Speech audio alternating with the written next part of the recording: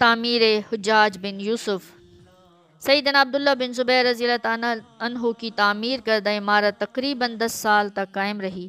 آپ کی شہادت کے بعد جب زمام حکومت حجاج بن یوسف کے ہاتھ آئی تو اس نے خلیفہ عبد المالک بن مروان کو لکھا کہ عبداللہ بن زبیر نے بیت اللہ شریف قریش کی تعمیر کے برعکس نئی وضع پر بنا دیا ہے۔ اگرچہ معززین شہر اس بات کی گواہی دیتے ہیں کہ ابن زبیر نے ابراہیمی بنیادوں پر تعمیر کی ہے اور ہم نے ان بنیادوں کو اپنی آنکھوں سے دیکھا بھی ہے، اب آپ حکم فرمائیں کہ کیا کرنا چاہیے۔ خلیفہ نے لکھا چونکہ عبداللہ بن زبیر نے قریش کی تعمیر میں زیادتی اور اضافہ کر دیا ہے جو ایک غلط اقدام معلوم ہوتا ہے، تو لہٰذا عمارت کا عرض اپنے حال پہ چھوڑ کے باقی حصہ منہدم کر کے قریش کی تعمیر کے مطابق بنایا جائے، یعنی کہ حتیم والا حصہ الگ کر دیا جائے اور دوسرا دروازہ بھی بند کر دیا جائے اور مشرقی دروازہ قد آدم کے برابر اونچا کیا جائے۔ حجاج نے فرمان شاہی کے مطابق عمل کیا اور ایک بار پھر ابراہیمی بنا کے برعکس قریش کی تعمیر کے مطابق کعبہ شریف بنا دیا، حتیم کا حصہ نکال دیا، مشرقی دروازہ اونچا کر دیا اور غربی دروازہ بالکل بند کر دیا، جبکہ سنت ابراہیمی اور خواہش مصطفیٰ صلی اللہ علیہ وآلہ وسلم کے ساتھ مطابقت تعمیر ابن زبیر رضی اللہ تعالیٰ عنہ کو حاصل تھی۔ اس سے معلوم ہوتا ہے کہ خلیفہ عبد المالک بن مروان حضرت عائشہ صدیقہ رضی اللہ تعالیٰ عنہ کی حدیث مبارکہ سے بے بہرہ اور بے خبر تھا۔ ایک مرتبہ ایک وفد کے ساتھ حارث بن عبداللہ خلیفہ کے پاس آئے۔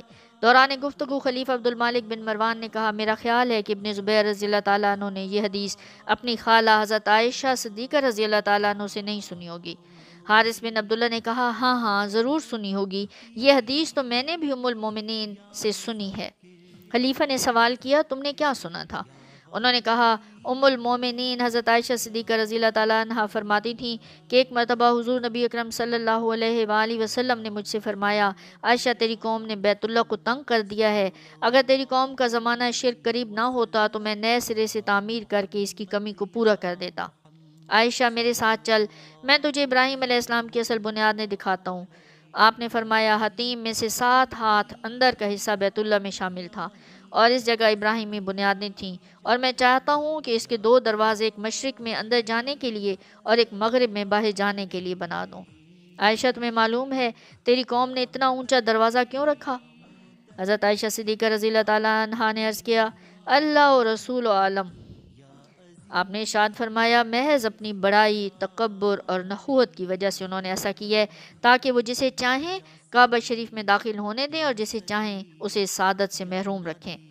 جس آدمی کے اندر داخل ہونے پر وہ خوش نہ ہو اسے دھکے دے کے نیچے گرا دیتے اور جس کا داخلہ ان کی خواہش کے مطابق ہوتا اس کی دستگیری کرتے۔ خلیفہ نے کہا حارث کیا تم نے یہ حدیث خود سیدہ عائشہ صدیقہ رضی اللہ تعالیٰ عنہا سے سنی تھی؟ حارث نے اسبات میں جواب دیا تو خلیفہ عبد المالک بن مروان کچھ دیر اپنی لاٹھی پر ٹیک لگائے سوچتا رہا، پھر کہا کاش میں بیت اللہ کو اپنے حال پہ چھوڑ دیتا، اس کے گرانے اور تبدیل کرنے کا فرمان جاری نہ کرتا۔